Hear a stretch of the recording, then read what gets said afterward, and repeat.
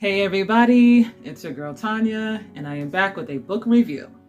Thank you for clicking on another episode of Books and Brown Liquor. I'm gonna try not to talk too much trash. I'm gonna do my best, but I make no promises. All right, today, The Uninvited. I'm thinking of the movie. The Invited by Jennifer McMahon. Okay? The Invited by Jennifer McMahon. Okay, what I will say is, I enjoyed the book. I think that no book would be fun if all the characters in it made good decisions. It makes for good TV, makes for good stories, makes for good scary movies, okay? So, this book is classified as like a thriller, but for me this is very PG. It's kind of a slow burn, but it's interesting enough where it keeps you engaged. So it's essentially about a haunted, I don't want to say haunted, it's a haunted location, but basically, let me just get into it. Okay, so this is the story of a husband and wife, Helen and her husband Nate. They decide they're going to leave their 9-to-5 jobs in Connecticut to start over in rural New Hampshire, where they are going to build a house from scratch, like from the ground up, pouring the cement for the foundation and all of that. The thing is, the land that they buy is believed to be haunted. I know.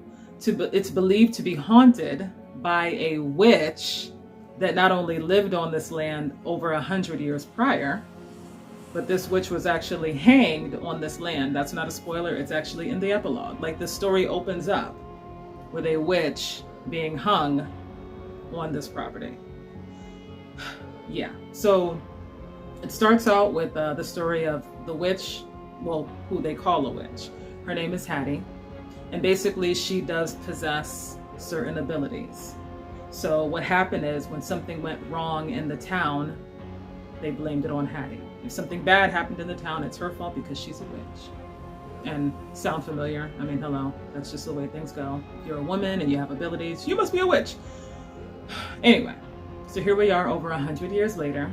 Helen and her husband Nate purchased this land where they're gonna start from scratch. They're leaving the hustle and bustle of the 9-to-5, and they're gonna live their best life raising chickens and doing everything by hand.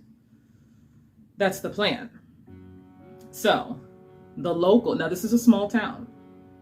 And so, small towns have their stories, they have their beliefs, they have their legends. So not everyone is happy that Helen and Nate are here, and they're especially not happy that they're settling on this particular plot of land, okay?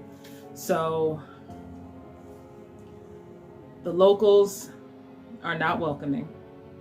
That's just one element.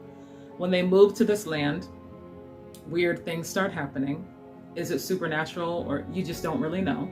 You just know that, like, weird things are happening, okay? But Helen is a historian. She teaches history, and basically Helen, oh God, I'm making a mess. Okay, whatever. Helen loves old things. She loves antiques, things that are vintage. The thing is, when they're building this house, Helen is selecting particular items that have a history attached to them. I'm not going to say too much about that, but what I'm saying is, sometimes when you, oh God, I don't want to say it. Okay, so for example, I love vintage things. I love antique things. I love things that remind me of, like, good memories. One of my best memories was, like, eating in my grandma's kitchen. So I love collecting things that remind me of my grandma's kitchen. Those are happy memories. Those are things that make me feel good. What gets weird is the things that Helen is collecting don't really have the best history attached to them. So you start to wonder, like, the events that are taking place, is she inviting this type of energy? Is she oblivious? Is she fucking mad? You don't really know. Now, what I will say, the things that I did like about the story is this writer does a really good job of setting the scene.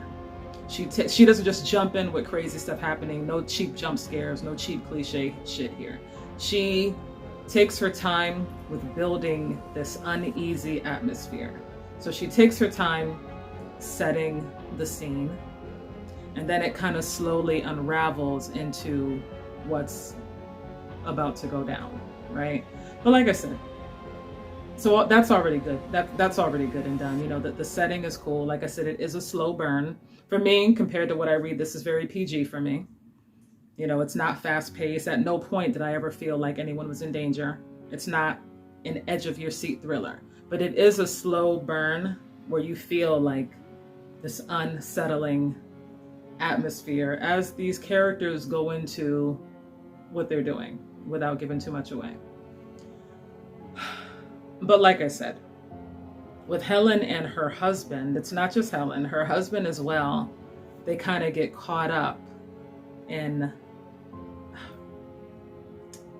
Helen kind of gets caught up in the history of the town, and then her husband, he kind of gets caught up in his own thing that like draws him deeper and deeper into this weird stuff that's going down without giving away too much. So for me, the book was maybe a 3, because I wasn't like overly excited, but I was invested enough to want to know what happened in the end. So I would let my daughter read. She wouldn't read this. This is not her type of thing, but I would let my daughter read this. You know what I mean? It's not over the top scary like Stephen King or anything like that. So to me, I enjoyed The Invited. I thought Helen was out of her fucking mind with some of the things that she was collecting.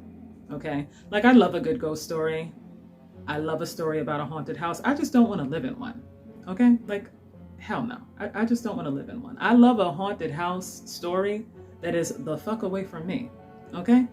But Helen, her pursuits, there are times where you're like, what is she thinking? But like I said, no story or book would be fun if all the characters made good decisions. So way to go, Helen. Way to go. But yeah, I enjoyed it. For me, 3 stars. I wasn't over the moon, but it did keep my interest. You know, I got to the end and I was like, okay, whatever. We're cool. So I ain't mad. The Invited, y'all. That's what I got. Thank you for watching. And I wish you good reading as always. Bye.